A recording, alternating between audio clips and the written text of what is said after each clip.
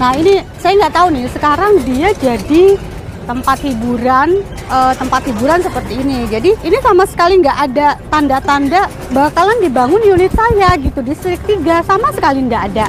Dulu katanya jadi kota mandiri, iklannya artis-artis. Ya gimana kita nggak tergiur coba? Wah udah murah, unitnya murah, iklannya bagus. Dulu iklannya aku ingin pindah ke Meikarta. Sekarang jawaban saya tidak ingin pindah ke Meikarta. Saya ingin tetap di Jakarta saja. Bohong semua. Aku ingin pindah ke Meikarta. Sejak kali pertama dikenalkan publik pada 2017, serangkaian kasus mendera mega proyek Meikarta. Mulai dari izin pembangunan yang sempat dihentikan, hingga operasi tangkap tangan KPK dan gugatan pilot pengembang Meikarta. Sejak itulah benang kusut terus mendera konsumen. Mega proyek ini berlokasi di Desa Cibatu, Cikarang, Jawa Barat. Pengembangnya, PT Mahkota Sentosa Utama, anak usaha Lipo Group milik Taipan James Riyadi. Rencananya sebanyak 100 tower dengan 250.000 unit apartemen akan dibangun di area ini. Ada 3 distrik yang akan berdiri, 1, 2, dan 3. Tapi sampai saat ini baru 1 distrik yang selesai, sedangkan 2 distrik lainnya belum jadi.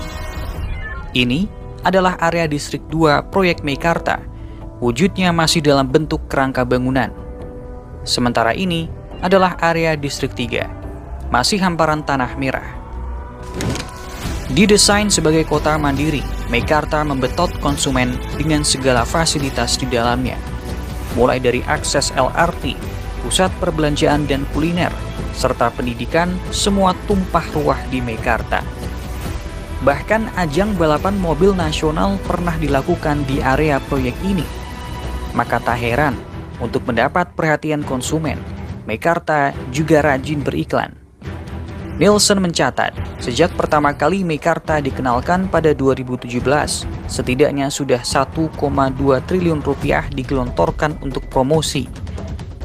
Namun gegap gempita promosi itu pada akhirnya tak sesuai harapan konsumen. Unit yang mereka beli sampai saat ini belum mereka terima. Awalnya saya ambil di distrik 3. Udah di distrik 3, udah proses apa, lama-kelamaan saya dipindahin. Bapak katanya, Bapak kalau mau cepet dibangunnya, pindah aja Pak ke distrik 2, katanya gitu. Cuman akhirnya saya bilang nggak apa-apa, saya di distrik 2, cuma saya nggak mau bayar lagi, saya bilang gitu. Ya nggak Pak, ini nggak bayar lagi, Bapak cuma minta tanda tangan aja, nanti Bapak lokasinya di daerah sini. Dari sini Pak lokasinya. Nah, lantas itu saya dijanjiin dibikin serah terima itu 2019. Dijanjikan Pak. Dijanjikan 2019. Loh, kok kata saya kok 2019 saya datang ke Meikarta, katanya belum siap Pak, belum dibangun, nanti sabar aja katanya. Gitu Pak. Kisruh antara Meikarta dan konsumen mulanya terjadi pada 2020. Saat itu sejumlah konsumen Blok 61006 menuntut pengembalian uang karena pembangunan tak segera dilakukan. Pihak Meikarta menolak pengembalian uang dan menawarkan 3 opsi kepada konsumen. Pertama, relokasi unit ke blok nomor 58007. Kedua, relokasi unit ke blok 52021. Dan ketiga, ialah relokasi ke blok nomor 53021. Semua tawaran itu ada penambahan selisih yang dibebankan ke konsumen. Saya ditawarkan relokasi berbayar. Artinya saya ditawarkan untuk pindah ke distrik 1, ke distrik 2, tapi saya harus menambah dana. Saya tidak ada dana untuk itu. Jadi saya tidak menerima tawaran itu, saya hanya ingin bangun saja unit saya saat itu. Tapi saat ini saya minta duit saya kembali saja. Nah, kalau di sana kan kelihatan ya, ada tanda-tanda progres pembangunan mungkin ya, walaupun belum jadi tapi kelihatan gitu. Tapi kalau distrik 3 sama sekali nggak ada tuh. Sampai saat ini kita nggak terima juga, nggak ada kabar apa-apa. Disuratin pun suratin SP 1, 2, 3 karena saya berhenti cicilan gitu kan. Kalaupun saya nanti terusin itu bayar cicilan, Ya saya makin terjerumus kan, duit saya makin banyak, makin gede, unit entah kapan jadinya. Sedangkan kita kan, aduh kerja keras, banting tulang, udah sisihin itu uang untuk kita bayar cicilan. Nyatanya mana? Ya kan semua cuma mimpi. Dalam surat perjanjian yang diperoleh narasi, sebenarnya konsumen berhak menerima denda keterlambatan pembangunan dari pengembang.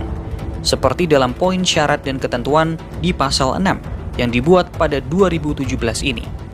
Pihak pengembang membayar denda keterlambatan kepada konsumen sebesar 1% yang nilainya dihitung secara proporsional. Tapi nilai itu kemudian diubah oleh Meikarta pada 2020 menjadi 0,5% yang dihitung secara proporsional. Enggak, sebelum 2019 saya dapat kompensasi tuh Pak. Ada surat dapat email. Itu kalau nggak salah itu dari bulan itu 3 bulan Pak. 3 bulan dapat saya dapat email tuh. Ada yang dari 800, terakhir 400 sesuai dengan persentase. Kok makin kesini kok nggak ada gitu.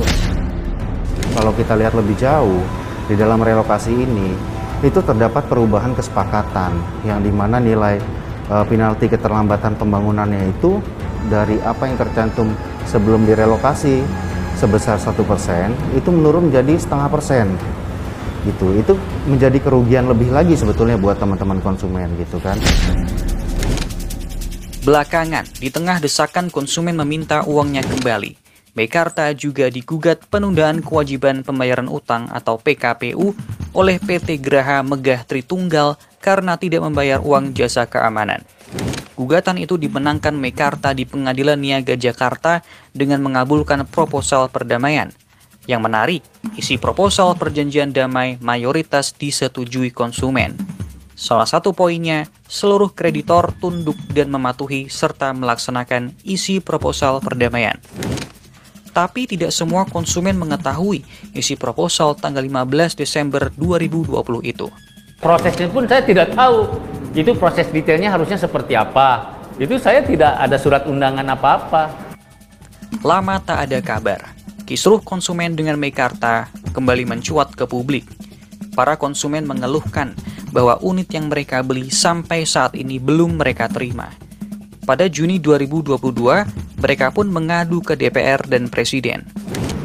Ya akhirnya, ya kita aspirasinya apalagi nih? Bingung juga gitu kan. Udah audiensi sudah. Terus apalagi?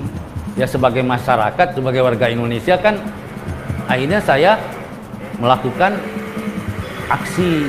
Cuma mempertanyakan saja. Bagaimana nih? Ya kan, wakil rakyat kami itu ya kan tanggap dan respon terhadap keluhan kami. Intinya manusiawi ya di situ.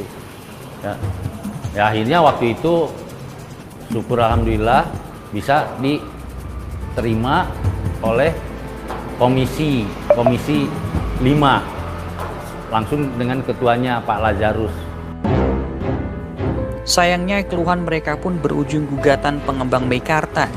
Dalam Sistem Informasi Penanganan Perkara Pengadilan Negeri Jakarta Barat, PT MSU menggugat konsumen karena dianggap melakukan fitnah.